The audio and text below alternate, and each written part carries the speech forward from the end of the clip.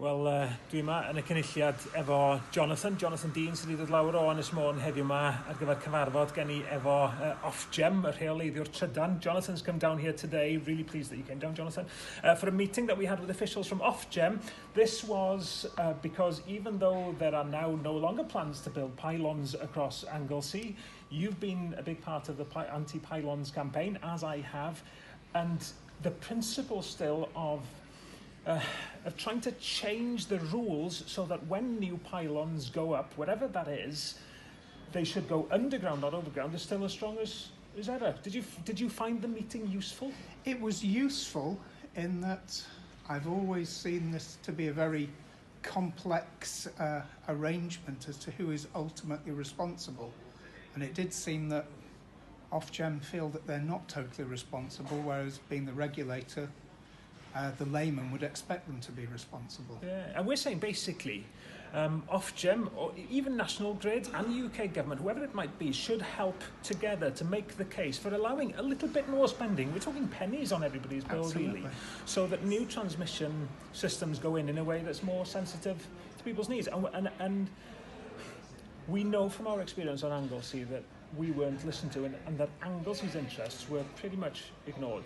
They were totally ignored in the various pieces of work that National Grid did and which they published in their DCO.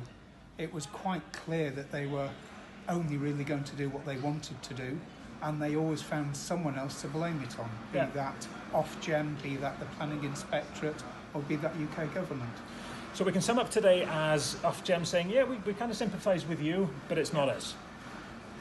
We do think they have a role actually to play in influencing this. So we'll carry on now. We'll want to meet with Planning Inspectorate, definitely.